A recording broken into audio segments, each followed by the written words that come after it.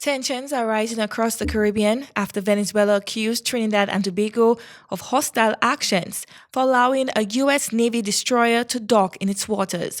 According to the Times of India, Venezuelan Vice President Delcy Rodriguez warned that Caracas could cancel key energy deals, calling the deployment part of Washington's war-mongering agenda.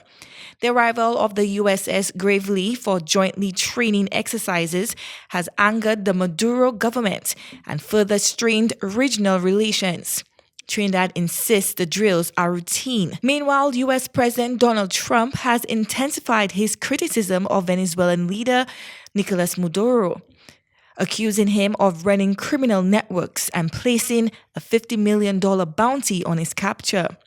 With the two nations separated by just a few miles of sea, the standoff threatens to trigger a wider diplomatic and energy crisis. Given the situation, just as the Foreign Minister of Venezuela, Ivan Gil, informed the government of the Republic of Trinidad and Tobago that a provocation through false flag actions was underway, they intend to attack installations or military equipment of the United States to blame Venezuela, that has led to an important complaint made by Venezuela yesterday and today. It was reported, that this false flag operation was underway due to the detention of a group of people linked to the CIA who have already provided enough information for us to go to the country and the international community to denounce this new provocation that seeks to escalate the aggression of the United States against Venezuela. Trinidad and Tobago Prime Minister Kamla Persad-Bissessar has openly criticized CARICOM, describing it as an unreliable partner for what she says is its willingness to side with Venezuela over her country. She argued that regional leaders have failed to support Trinidad's cooperation with the United States.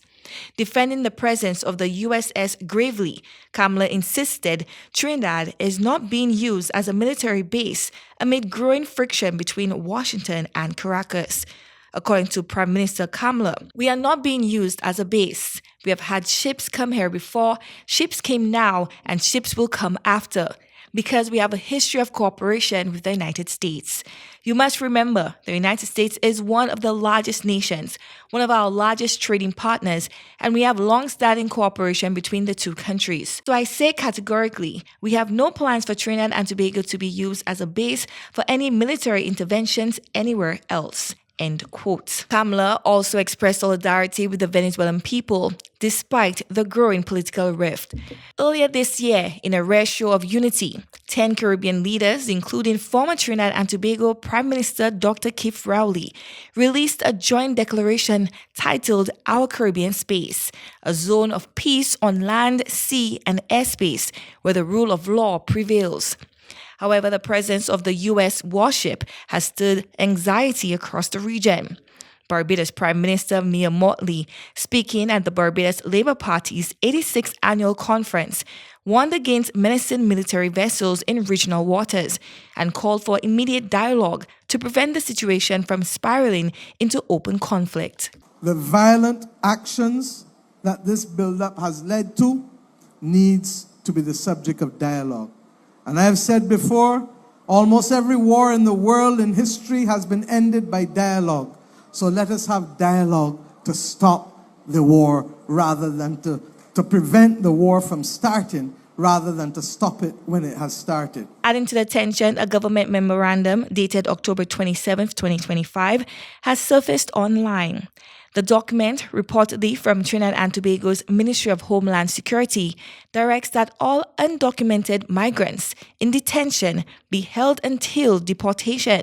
It states that none should be released under supervision, as the government considers launching a mass deportation operation. The memo, signed by Permanent Secretary for the Ministry of Homeland Security, Mr. Videsh Maharaj, declares that the policy takes effect immediately and will remain in place until further notice. Chloe Dantes, MBC Prime.